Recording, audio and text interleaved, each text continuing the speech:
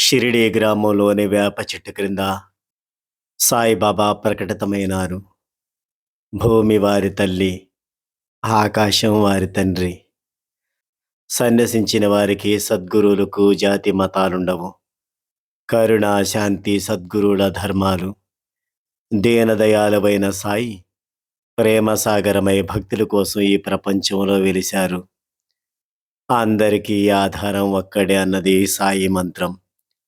శ్రద్ధ, నిబ్బరం కలవారందరికీ సాయిబాబా తప్పనిసరిగా సహాయం చేస్తారు. గతాన్ని మరచి వర్తమానంలోకి జీవించాలని సాయి ఉపదేశం. ఈశ్వరునిపై విశ్వాసంతో అంతరాత్మ ప్రబోధాన్ని అనుసరించి సాధన పదాన్ని అనుసరించాలి.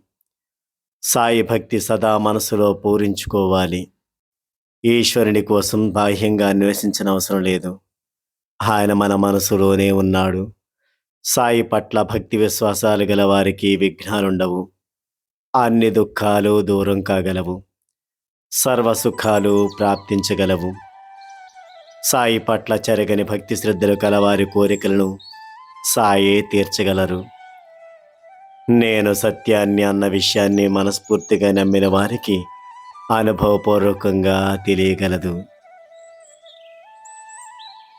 నా శరణు కోరిన వారి పనులన్నీ నేను సక్రమంగా పూర్తి చేస్తాను. నన్ను ఏ రూపంలో భావిస్తే అదే రూపంలో నేను మీకు దర్శనమిస్తాను అన్నారు సాయి. మనోవాక్య కర్మల సాయిని స్మరించిన వారిపై వారి కృపావృష్టి కురియగలదు. నిత్యం సాయి భజన చేసేవారికి భేదభావాలుండవు. ధర్మానికి హాని జరిగినప్పుడు, అధర్మం ప్రబలినప్పుడు ప్రభు అనేక అవతారాలలో ఈ మర్త్యలోకంలో పుట్టి ధర్మ సంరక్షణ చేసి ప్రజలకు సన్మార్గదర్శకులైనారు. ఈ అవతారాలలో షిరిడీ సాయిబాబా పేరు ప్రముఖమైనది. సాయి పేరు వినని వారెవరు? సాయిబాబా భక్తిలో శక్తి దాగి ఉంది. అందువలనే కోటాను కోట్ల మంది బాబాను ఈశ్వర అవతారమని భావిస్తారు. ఆయన మతాలకు అతీతుడు.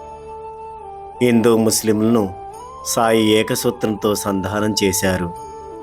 సాయి ఒకరికి శివునిగాను, మరొకరికి రామునిగా, వేరొకరికి కృష్ణునిగాను కనిపిస్తారు.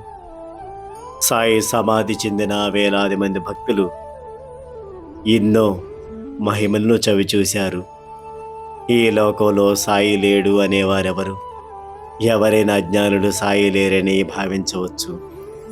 సాయి భక్తుల అభిప్రాయంలో సాయి అమరమైన జ్ఞాన స్వరూపి అయిన భక్తులు చెంతనే ఉన్నారు.